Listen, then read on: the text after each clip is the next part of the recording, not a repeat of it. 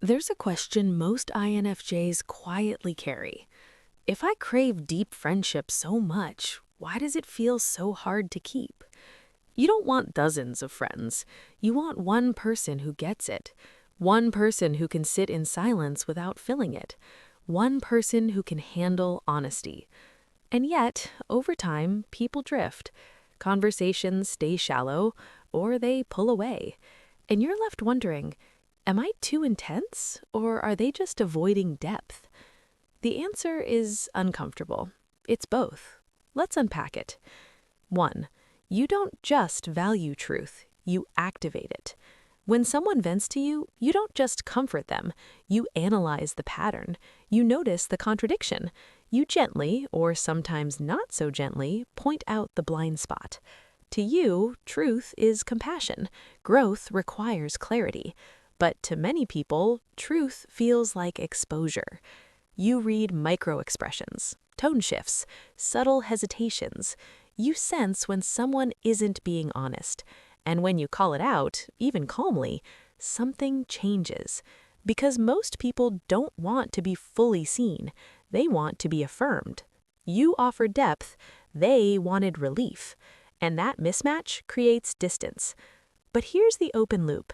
If honesty pushes people away, should you stop being honest? Hold that thought. 2. You crave emotional intimacy, not entertainment. For you, the perfect night isn't noise. It's a long conversation about fear, meaning, regret, purpose. You want to know what keeps someone awake at night. You want to understand their childhood, their turning points, their contradictions. You don't bond over shared hobbies, you bond over shared vulnerability. But vulnerability requires emotional stamina, and most people are exhausted. They scroll, they distract, they avoid. When you start steering conversation deeper, it can feel like pressure. Not because you're demanding, but because you're inviting someone past their defenses. And many people live behind those defenses for a reason. So they retreat, not from you, from themselves. 3. You see potential, and that feels like expectation. When you look at someone, you don't see who they are, you see who they could become. You see their unrealized strengths, their patterns, their self-sabotage.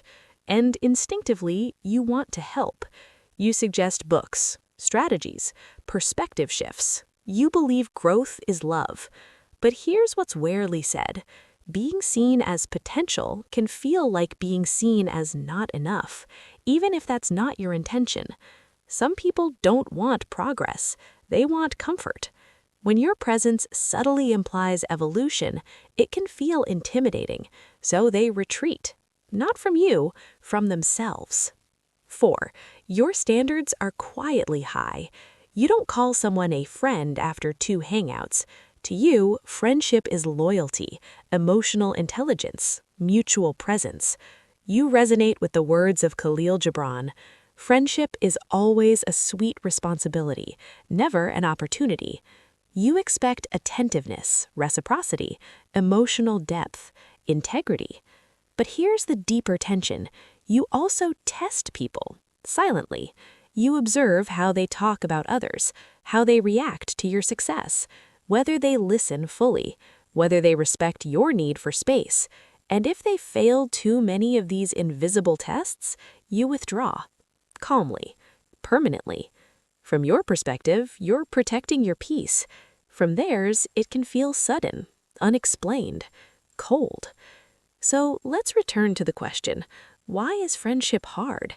It's not because you're too deep, it's because depth is confronting, and because you sometimes offer intensity before safety. Here's the shift. Depth isn't something you prove, it's something you pace. Instead of testing loyalty early, create shared experience first. Instead of offering full psychological analysis, offer curiosity.